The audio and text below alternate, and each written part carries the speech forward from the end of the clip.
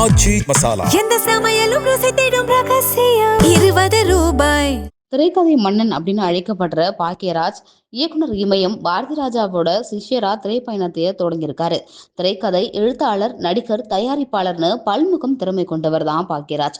1971 சுவரில்லாத சித்திரங்கள் திரைப்படம் மூலமா இயக்குனரா தமிழ் திரையுலகில் தடம் பதிச்சாரு. முதல் திரைப்படமே இவருக்கு பெயரையும் புகழையும் அள்ளி கொடுத்தது அப்படின்னு சொன்னா அது மிகையாகாது. அதை தொடர்ந்து முந்தானை முடிச்சு, அந்த 7 நாட்கள், தூரல் நின்னு போச்சுன்னு தமிழ் திரையுலகிற்கு அடுத்தடுத்த வெற்றி படங்களையும் கொடுத்திருக்காரு. பொதுவா பாக்கியராஜோட திரைப்படங்கள்ல முக்கியமா இடம்பெறது குடும்ப சூழல், நகைச்சுவை, வாழ்க்கையோட யதார்த்தம், சமூக கருத்துகள் இதெல்லாம் தவறாம எல்லா படங்கள்லுமே தடம் பதிச்சிரும். இது மட்டும் இல்லாம தமிழ் மொழியோட இந்தி மற்றும் தெலுங்குலையும் திரைப்படங்களை இயக்கியிருக்காரு.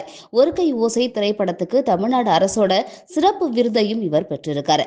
சமீபத்துல தான் 50 ஆண்டுகால திரைப்பயணத்தை நிறைவு செய்யும் விதமா அவருக்கு பாராட்டு விழாவும் நடத்தப்பட்டுச்சு. மாரடைப்பு காரணமா சென்னை கிரீம் சாலையில உள்ள அப்போலோ மருத்துவமனையில இன்று காலை அவர் காலமாகிட்டாரு அப்படின்ற ஒரு விஷயம்தான் திரைத்துறையினருக்கும் ரசிகர்களுக்கும் பெரும் அதிர்ச்சியை ஏற்படுத்தியிருக்கு. அரசியல்வாதிகளும் திரைப்பிரபலங்களும் தொடர்ந்து அஞ்சலி செலுத்திட்டு வந்துட்டு இருக்காங்க.